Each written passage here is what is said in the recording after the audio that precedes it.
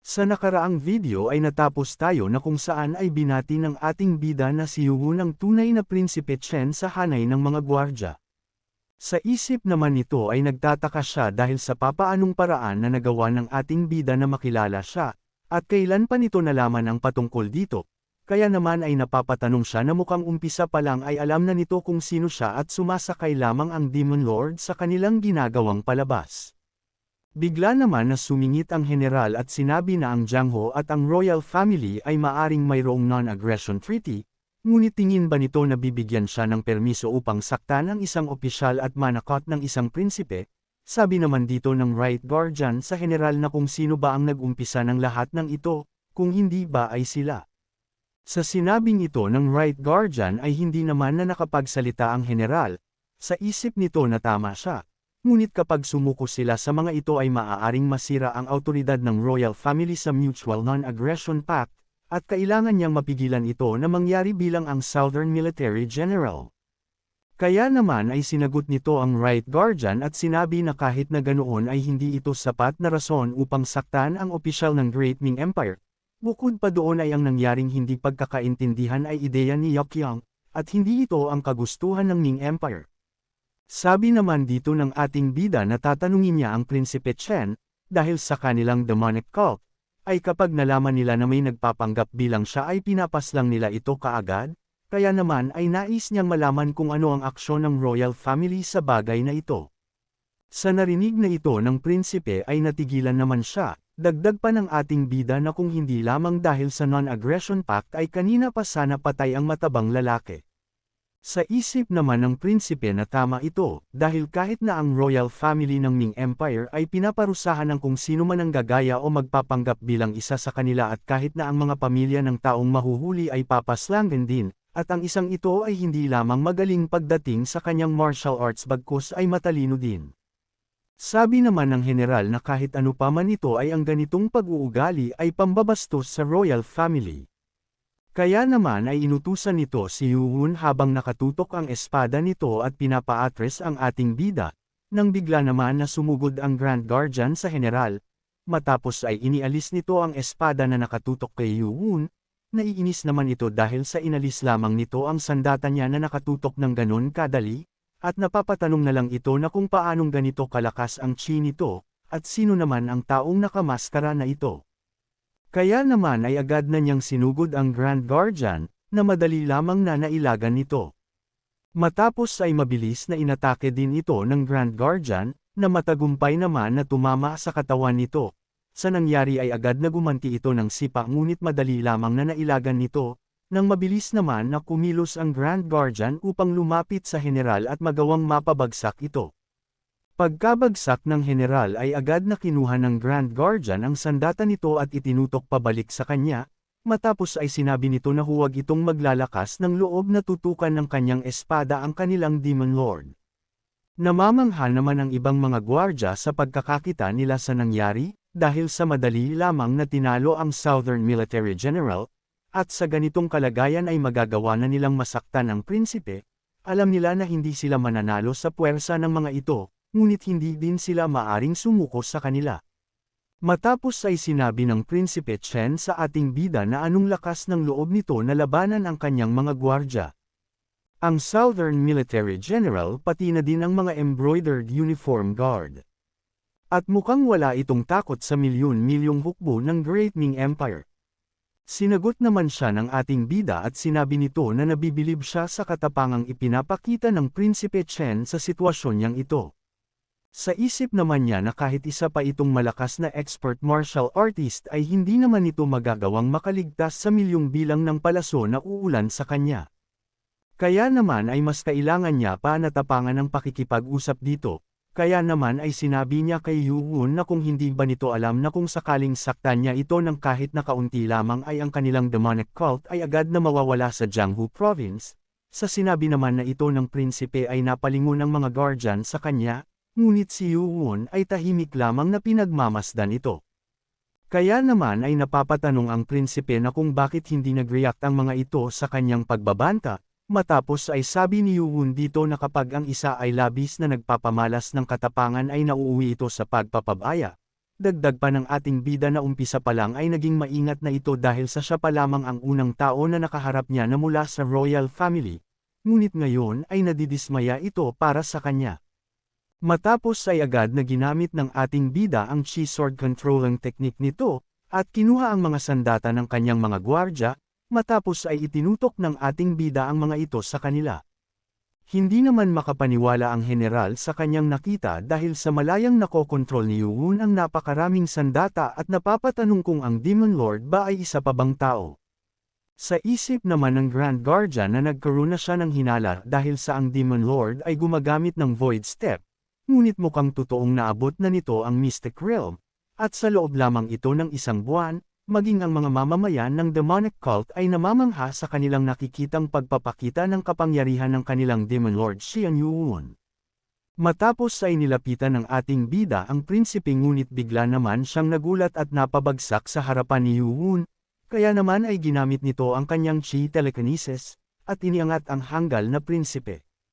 Sabi ni Yuhun na tingin ba nito na ang rason ng pagkakaroon ng non-aggression treaty ay dahil sa ang heavenly demonic cult ay takot sa milyong hukbo ng royal family, dahil kung ito ang kanyang naisip ay nagkakamali siya, dahil ang rason kung bakit nagkaroon sila ng mutual non-aggression treaty, ay dahil sa ang founding emperor nila ay takot sa heavenly demonic cult. Kung umabot ka na sa parte ng video na ito ay maari lamang na i-click ang like at super thanks sa baba bilang pagsuporta. Maraming salamat. Sa sinabing ito ng ating bida ay hindi naman na nagustuhan ito ng prinsipe at sinabi na bakit naman matatakot ang kanilang founding emperor ng Great Ming Empire sa mga tao ng Jiangho.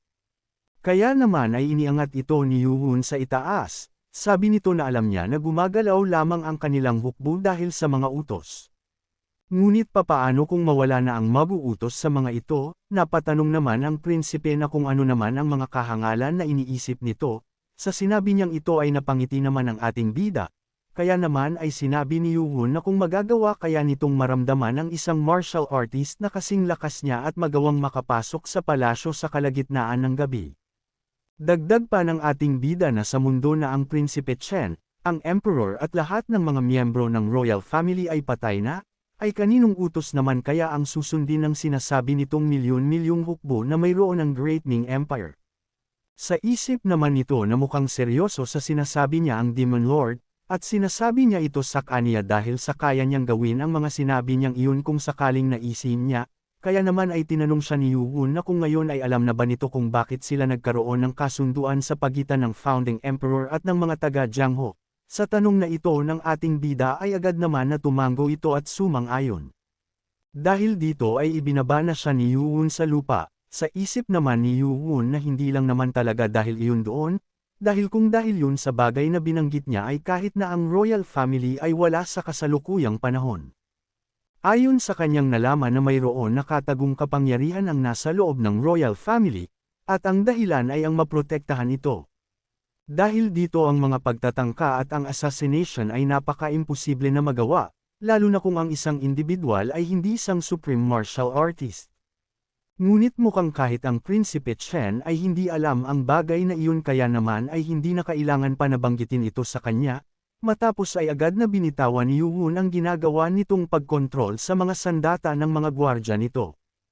Sabi ni Yuhun na dahil sa nagkakaintindihan na sila ay baabsahin na niya ang dinala ng mga ito na kautusan sa kanya, ngunit nang magawa na makuha na ito ni Yuhun, ay bigla naman itong may narinig na boses ng kung sino, kaya naman ay agad na napatingin ito sa kinaroroonan ni Yokyang. Bago pa ito, ay matapos na may hagis ito ng ating bida, ay sinabi nito sa mga mamamayan ng demonic cult na huwag nilang susubukan na lumapit sa kanya dahil siya ay isang opisyal ng royal family. Di naman siya pinapaniwalaan ng mga tao sa kanyang mga sinasabi, kaya naman ay napasabi na lang ito na mukhang sa kalagayan niyang ito ay papaslangan siya ng mga nakapalibot sa kanya. Nang bigla naman na pinahinto sila ng isang clan leader, ito ay si Makyo, na isang clan leader ng Illusionary Sword Clan. Matapos ay agad niyang nilapitan ito, sabi niya dito na ngayon ay gustong-gusto na niyang paslangin ito ngunit kailangan pa niyang mabuhay dito, kaya naman ay pinahinto nito ang lahat ng kanyang mga daluyan upang hindi na makagawa ng kahit na anong bagay. Sa isip naman ni Yokyang na kailangan niyang mabuhay, at kahit na nasa ganito siyang sitwasyon ay mas mabuti na ito. Ngunit bigla naman siyang nagtaka dahil bakit nakakaramdam ito ng labis na lamig sa kanyang katawan, at bigla itong napayuko. Sabi nito na pakiramdam niya na parang hinihiwa ng mga blade ang kanyang mga kalamnan. Nang mapasuka ito ng dugo, ay bigla naman na may lumabas na lason dito. Kaya naman ay sinabi ng clan leader na magsilayo ang lahat sa isang ito dahil sa nagpapalabas siya ng nakal-alasong enerhiya.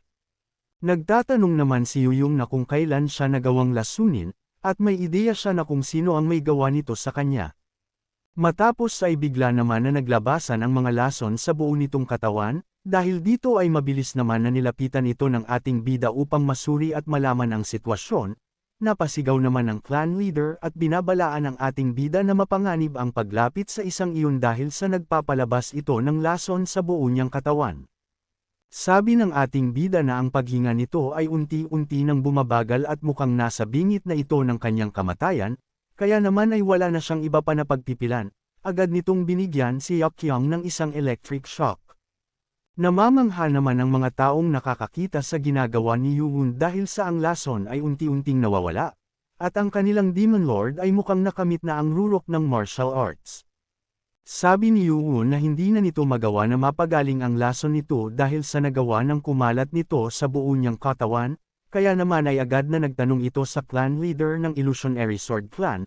Sabi nito na pinahinto lamang nito ang kanyang mga pressure points upang ang kanyang inner energy ay hindi na magawang dumaloy pa, nang nagulat naman dito si Yuun na dahil lang sa pagpahinto ng pressure point kaya ito nagkaganito. Kaya naman ay ang ibig sabihin nito na ang lason ay kumalat na nang umpisahan na patigilan na umikot ang pagdaloy ng inner energy nito, at mukhang may kung sino ang gumawa nito sa kanya upang hindi magawang mailantad ang mga impormasyon na mayroon siya, ngunit sino naman kaya ito? Sabi nito na imposible na ang mailigtas pa siya kaya naman ay kailangan na lang niya na matignan ang chi path nito gamit ang paglalagay ng kanyang inner energy sa isang ito. Nang bigla naman itong nagulat sa kanyang napag-alaman, dahil ito ay isang fat extraction art, ang fat extraction art ay ginawa ng mga Shaolin ng Orthodox faction, at ito ay mukha ka lamang na nagpapataba ng iyong sarili. Ngunit ito ay isang uri ng chi art na hinahayaan ka na makakolekta ng inner energy ng mabilis, at mukhang isa siyang espiya na mula sa Orthodox faction, at bakit naman nais ng mga ito na magkaroon ng sigalot sa pagitan ng demonic cult at sa royal family. Sabi nito na may mali sa mga nangyayari, kaya naman ay inutusan nito ang nanomachine na agad na ihanda ang MRI scan nito. Sabi ni Yuun na uumpisahan niya sa ulo nito. Nang matapos ay ipinakita ng nanomachine ang nakita nito sa kanyang ulo, sa nangyari ay nagulat naman dito ang ating bida. Matapos ay bigla naman niyang naalala kung saan niya unang nakita ang bagay na ito sa ulo ni Yekyong, sabi nito na ang ganitong pamamaraan ay kaparehas ng nasa ulo ng master ng Blade Sword na si Li Bec, at mukhang ito ay kagagawan ng Supreme Saber of Six Martial Sect. Sabi nito na mukhang ang impluensya ng mga ito ay umabot na din sa Imperial Family, kaya naman ay napapatanong ito na kung ang kautusan ba nito ay may kaugnayan sa kanila. Inumpisahan na basahin ito ng Demon Lord Xian Yuun, sabi nito na ito ang kautusan ng imperyo at ang lahat ay magsiluhod, ngunit napansin ng general na hindi nagsipagluhod ang mga ito kahit na ito ay isang kautusan ng imperyo at walang galang talaga ang mga tao sa demonic cult. Sabi sa sulat na hinihiling ng emperor na imbitahan ang ilan sa mga mahahalagang panauhin pati na din siya sa palasyo upang lagdaan ang non-aggression treat kasama ang Crown Prince. Sa isip nito na hindi kagaya ng pag-uugali ng Sage King ay nakasulat ito ng may respeto, at ito ay isang imbitasyon sa idadaos na Dano Festival, kaya naman ay agad na napasabi ito na kailangan niyang malaman ang bagay na ito, kaya naman ay nagtungo ito sa prinsipe upang magtanong, nagtaka naman dito ang prinsipe sa biglaang paglapit nito sa kanya. Sabi ng ating bida dito na kung alam ba nito ang nilalaman ng dala-dala nila. Sabi nito na alam nito ang kaunting detalye dito ngunit hindi ang lahat, kaya naman ay nagtanong si Yuun na kung sino pa ang mga nakatanggap ng imbitasyon bukod sa kanya. Sabi nito na naihatid ito sa mga pinuno ng bawat puwersa, nilinaw naman Yuun na kung ito ba ay ang tatlong puwersa sa Jiangho. Sa isip nito na mayroon lamang na 5 kaso na kung saan ay ang tatlong malalaking puwersa sa iisang lugar sa kasaysayan ng Jiangho ay nagsama-sama, At ang dalawa sa mga ito ay noong panahon ng Great War, at mukhang ang Supreme Saber of Martial Arts Sect ay sinusubukan na gumawa ng digmaan sa pagitan ng Great Three Forces ulit. Dagdag pa ng prinsipe na kung ang tinutukoy nito ay ang Orthodox Murim Alliance at ang Unorthodox Faction, ay mayroon pang isang grupo, at ito ay ang bagong umaangat na puwersa at kung tawagin ng mga ito ay ang Supreme Saber of Six Martial Arts Sect. Sa kabilang banda naman, sa Zhejiang Port sa isang hidden chamber sa Huangshan, ay nagtungo ang isang individual sa Third Demonic Cult Concubine. Sabi nito na mukhang kagagawa na naman ito ng Demonic Cult, kahit na nakakapanghinayang na mawala ng espiya na pinagtuunan nila ng mahabang oras at panahon, at mabuti na lamang na naipadala nito si Yakyang doon bago pa ito maganap, at kamakailan ay ang kanilang ikalawang plano ay hindi maganda ang kinahinatnan, at kung ang dalawang hakbang nilang iyon ay naikonekta ng maayos, ay nagawa na sana nilang makuha ang Demonic Cult. Ngayon ay siya na ang gumawa ng hakbang upang masigurado na walang mga bakas ang maiiwan, at kahit na ano pa ang mga nagawa ng mga ito ay hindi nila magagawang malaman ang kahit na ano patungkol sa kanilang sect. Sa Hunan Province Luyang Country Orthodox Murim Alliance Temple, ay nagkakaroon ng isang pagdaraos bilang pagsalubong sa ipinadala ng palasyo. Nag-alok naman ng maiinom pa ang Orthodox Murim Alliance head na si Limok, sabi naman ng matandang anak ng Emperor na si Soul King, Ju Taiyuon, na masaya ito dahil sa maayos nitong pagtanggap sa kanya dito. Sa labas naman ay nag-uusap ang dalawa, si Second Strategist na si Zug Sohee, at ang Orthodox Sixth Master na si Pang Changwon. Sabi ng Sixth Master na hindi pa din nila nagagawang maalis ang mga espiya ng maayos, ngunit ngayon ay nagdadaos sila ng kasiyahan ng 4 na araw ng walang tigil, at hindi nito alam kung ayos lamang ba ang nangyayari ngayon. Sabi naman ng Second Strategist na tama siya, ngunit walang kahit na anong masamang mangyayari sa kanilang alliance dahil sa pinapaboran sila ng Soul King, na siyang susunod na magiging Emperor. Sa isip nito na ilang buwan lamang ang nakalipas magmula nang nanggaling sila sa Demonic Cult ngunit madami na agad silang nahuling mga espiya, at ngayon ay hindi na nila alam kung ilan pa bang mga espiya ang mayroon sa natitirang 9 sect. Napapatanong ito na kung kailan naman kaya nagsimula na mapasok ang Jiangho upang makapagtanim sila ng napakaraming mga espiya, at mukhang ang Supreme Saber of Six Martial Arts ay naitatag noong matagal ng panahon. Tinawag naman siya ng Sixth Master, sabi nito na hindi niya mapigilan na maisip na ang parating na Non-Aggression Treaty Ceremony ay may kaugnayan sa Supreme Saber of Six Martial Arts Sect. At ang ganito kalantad na patibong ay magagawa kayang mahuli ang Demonic Cult at ang Unorthodox Alliance. Sabi naman ng Second Strategist na magagawa ito. Dagdag pa niya na hindi niya alam ang patungkol sa Unorthodox Alliance, ngunit magagawa nitong mahuli ang kasalukuyang Demonic Cult. Sa sinabi niyang ito ay nagtataka naman ang Sixth Master. Tinanong nito kung naalala pa ba niya ang Young Master na ngayon ay ang bagong Demon Lord na nakita nila dati. Sabi naman nito na naaalala niya siya at talagang nakakamangha ang batang iyon, dahil matapos ng insidenteng iyon ay hindi din nagtagal ay siya na ang nakaupo sa kapangyarihan sa Demonic Cult, at talagang nakakamangha ito at nakakatakot. Kung siya ang nasa sitwasyon ng ating bida ay gagamitin niya ang patibong na iyon bilang isang kalamangan. At walang dahilan para ang isang Demon Lord Xian Yuwun ay hindi maiisip ang bagay na ito.